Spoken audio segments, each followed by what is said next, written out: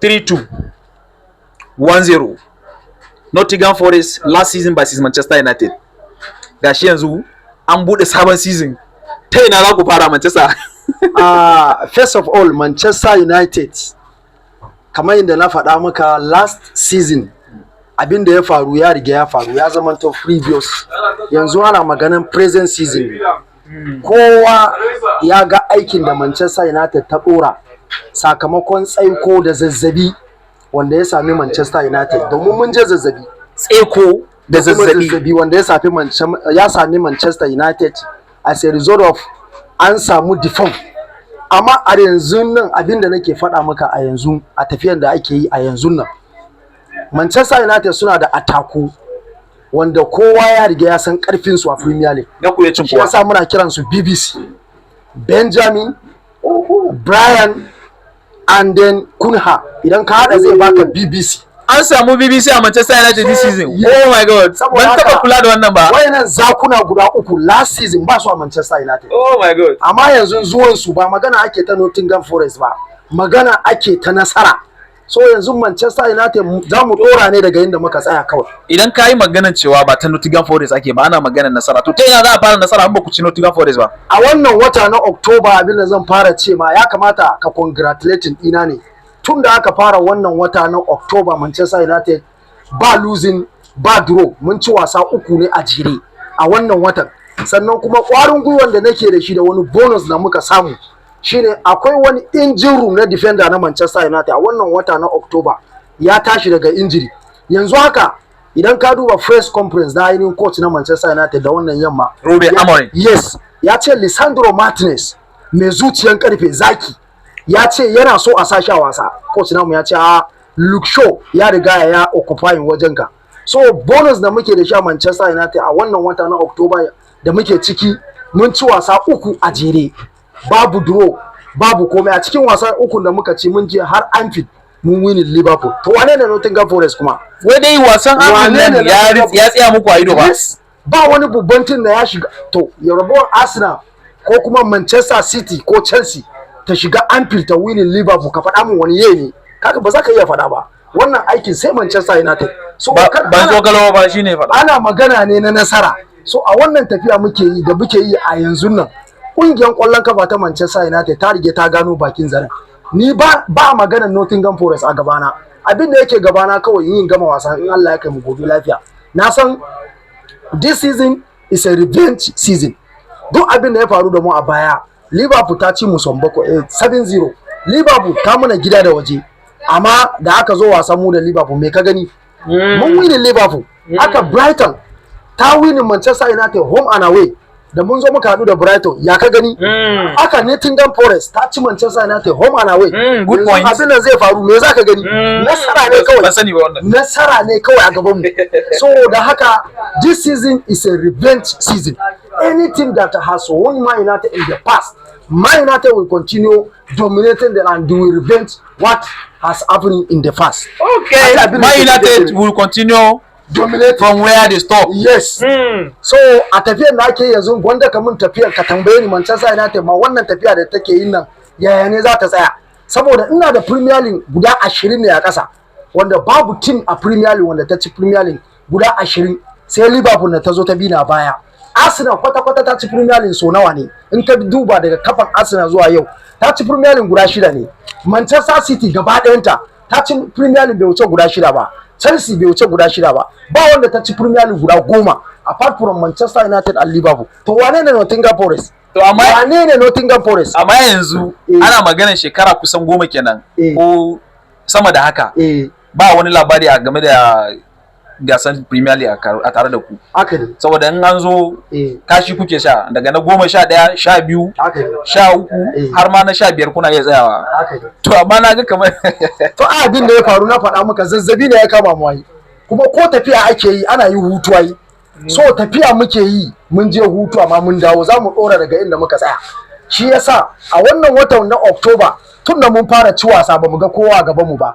Duk wanda take ci Manchester a baya daga October nan mun farka daga zazzabin da ka san idan mutum ya yi rashin lafiya idan ya sha drugs dole ne wurin recover sai a hankali zaka ji likita yana ce mishi ka ci kaza ka yi kaza.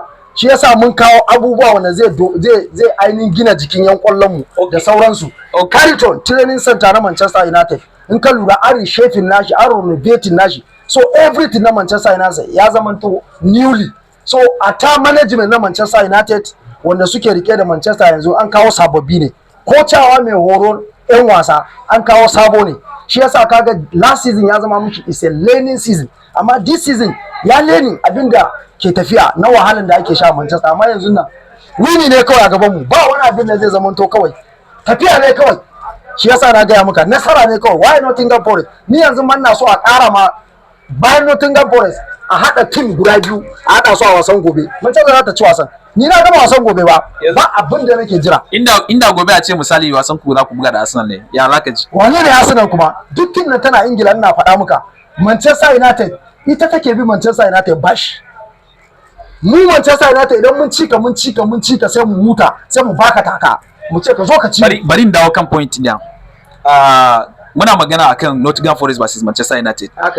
Yanzu coach din Manchester, Ruben Amorim, yayi wata magana kwanaki da aka tambaye shi akan Lano. Aka ce Lano din bai yi mishi daidai ba, ya kamata ya canza. Sai ce idan an matsa lalle sai dai canja Lano. To abu ne ba mai wuyawa ba, sai dai a canja ainihin wanda yake yin Lano din. Wato ma'ana shi kenan a canza shi. Gaskiya ne. To yanzu kana ganin cewa ba alamun nuna ma club din ba su isa ba, ko kuma rena yan kallo da yasa yi wannan furcin a wannan lokacin? To ai abinda ya kawo dalilai ne sun kai guda 3 zuwa 4. Da wannan Lennon ya buga kwallo da Arsenal a this season, kowa ya ga abinda ya gani. Wani human error ne kawai wanda aka samu na goalkeeper namu, ya cinye filin gaba daya da wannan Lennon na defender 3 din. Amma da yake ba mu da nasara, kwallo ɗaya ne kawai Arsenal ta jefa muna. Amma ko duk ɗan Arsenal ma sun fita a fili, sun fita stadium, masu kallon kwallo sun ga abin da aka ma Arsenal. Tun da an fara season nan Arsenal ba ka kamanta ita ce tana top league, amma a shekarar nan ba team da ta buga ma Arsenal kwallo na fitan hankali kamar Manchester United, da kuma wannan pattern ne. Sannan kuma Manchester United da Fulham da wannan irin wannan pattern din ne. Manchester United ba ta da nasara, shi yasa ta tashi 1-1. So ba dalilin maganar pattern, duk abin da an ce muka sabon abu ne. To akwai abin da Bature yake kira shi adaptation. So Manchester United ba su adopting bane. Ai shi kwallo zuciya ne. Idan an ga dama za a iya ce wani ya buga nan, wani ya nan, wani ya nan, wani ya nan, za ci wasan. To yanzu mun ci Liverpool a Anfield, mun ci Sunderland, mun ci Brighton da wannan irin pattern din ne. To yanzu me za a ce? A hakan ana so ya sake canja kenan. Kaga ai yanzu maganar canja pattern an daina, saboda an samu adopting. Yanzu abin da muke nema shine consistency. Manchester United idan ta samu consistency shikenan. Idan ya gara ma coach namu zai rufe idon shi kawai. In ya haka kawai zai ce 10 nan ku yi haka. Ko da defendu ne zallan guda 10 za mu cinye wasan.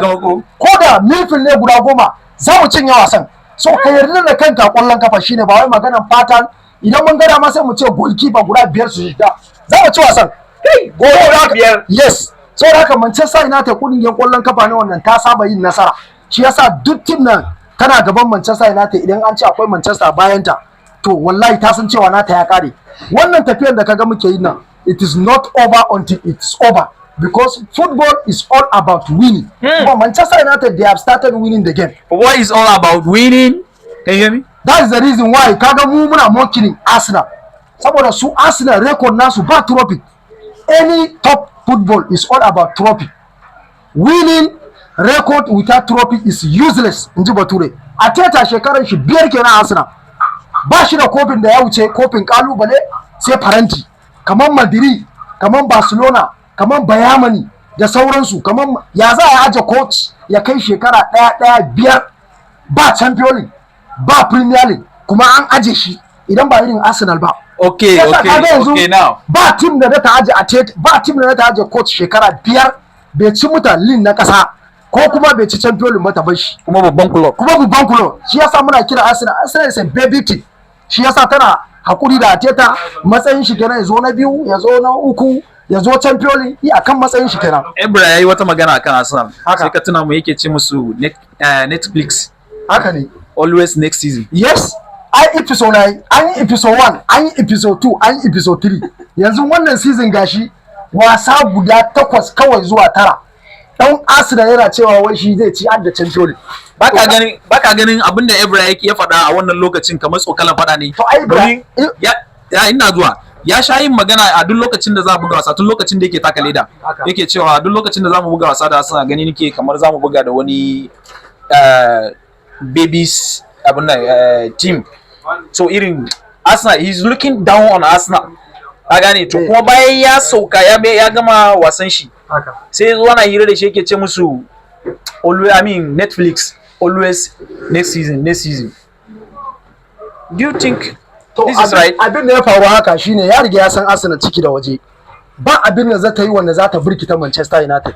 Because Manchester United in times of trophy, shi yasa na gaya maka football, top football is all about trophy. Idan ka aje Arsenal ka auna Manchester United, saka same tsakanin ratan su kaman sama da ƙasa ne. So duk mutumin nan ka fi karfin shi duk lokacin da zai dauke ka matsayin kaman is a baby. So Ibra ya ci Champions League, Ibra ya ci World Cup, Ibra ya ci Premier League, Ibra ya ci FA Cup, Ibra ya ci UEFA Cup, Ibra ba abin da bai ci ba. Shi yasa yana dauke Arsenal a matsayin is a baby team because Arsenal a record nata ba Champions League, a record na Arsenal ba UEFA Cup, a record na Arsenal bata taba producing world best players ba. Kai a Arsenal gaba daya ba dan kwallon ya taba cin sukora a Champions League. Babu. Right, ka je ka browsing. Ba dan kwallon Arsenal ya taba cin high scorer a Champions League. Babu. Okay, back to Nottingham Forest. Now, mene zaka faɗa da ƙarshe wasan ku na Nottingham Forest? To wasan da zamu faɗa daga ƙarshe shine nasara ne zamu dora ne daga inda muka tsaya. Tun daga farkon October zuwa yanzu mu ba mu san bakin ciki ba. Sai farin ciki ne kawai muke ta gani. Akwai dan kwallon na dama muna Allah muna jira shi da wannan maimaita muka. Wato Bucha ya dawo ma jiya yana gaya ma coach da Allah ya sa sha wasa. Coach ne ya ce ga dakata tukuna. Akwai Luke Shaw a wajen. So a yanzu a defender na defensive line nawa ga sunan baran ya kirga ga sunan barkate kai ma ka sani. Ga su Yoro, su Magwe, su Delayed da sauransu.